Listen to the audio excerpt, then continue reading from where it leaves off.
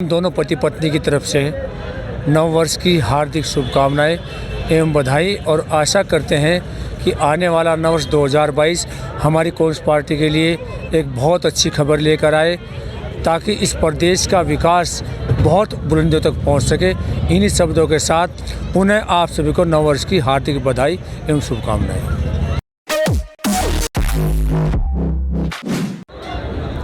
नमस्कार, समाचार में आपका स्वागत है।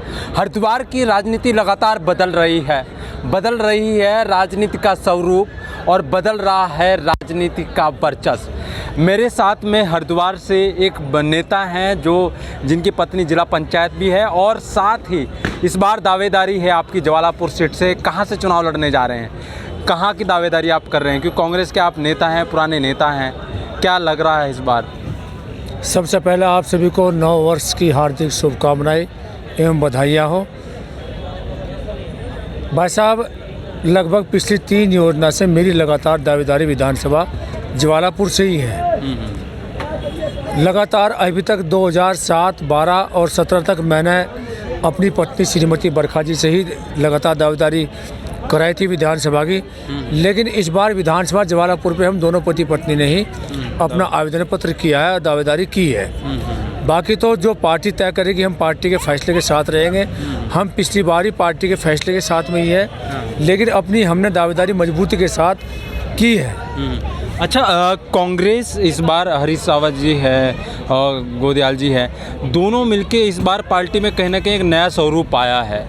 तो कहीं ना कहीं जवालापुर सीट पे क्या क्या काम नहीं किए, क्योंकि कांग्रेस लगातार उठा रही है कि हरिद्वार की जो सीट है, जवालापुर सीट है, कहीं ना कहीं भारतीय जनता पार्टी ने उस पर काम नहीं किया है। आम जनमानस भी कह रहे हैं कि पार्टी का टिकट चेंज करें, या फिर कांग्रेस एक नया चेहरा लेकर आएगी, चाहे उसमें से आप हैं या कांग्रेस किसी और को लेकर आए। कहीं ना कहीं क्योंकि आपका तो पुराना नाता है जवालापुर से, आप काफ़ी टाइम से वहाँ काम कर रहे हैं, तो इस बार कैसे देख रहे हैं आप जवालापुर सीट को, कितना पीछे हट गया है जवालापुर सीट? जब हमारे पूर्व मुख्यमंत्री हरीश रावत जी थे प्रदेश के मुखिया, ये आपको पता हो कि विधानसभा जवालापुर के अंदर बुधवा शहीद से तेलपुरा से लगा के रोशनाबाद तक के 12 पुल उन्होंने अपने कार्यकाल में बनवाए थे। और बंदर जोड़ तक की रसूलपुर टोंगिया जो इनका गांव पड़ता है विधानसभा जवालापुर के अंदर ही, वहाँ तक की सड़क भी वो लगभग डबल लेन हो चुकी थी। लेकिन जब से इस प्रदेश में भाजपा की सरकार काबिज हुई है, पूरे घाट क्षेत्र का विकास एक किस्म से अवरुद्ध हो चुका है। वो इसलिए कि वो चाहे मोदी लहर समझ लीजिए या कुछ भी समझ लीजिए कि वो अपना चुनाव जीत गए थे, लेकिन जीतने के बाद जो विकास कार्य विधानसभा जवालापुर के अंदर होने चाहिए थे, वो बिल्कुल भी धरातल पर दिखाई नहीं दे रहे हैं। अगर पार्टी आपको टिकट देती है, अगर आप चुनाव लड़ते हैं, तो क्या क्या विचार हैं आपके कि वहाँ पर होना चाहिए? सबसे पहला तो इस विधानसभा के अंदर सड़कों की व्यवस्था बहुत ज़्यादा ख़राब है।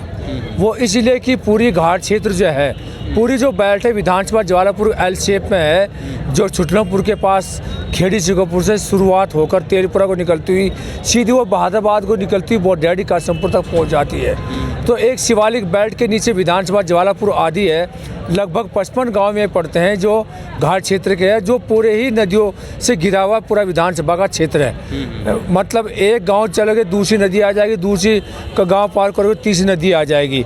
अब चूँकि हर वर्ष बरसात होती है, उन बरसात की वजह से जो सड़कें हैं वे इतनी टूट जाती है कि विधायक इस चीज़ को समझ नहीं पाते, वहाँ के जनप्रतिनिधि इस चीज़ को समझ नहीं पाते।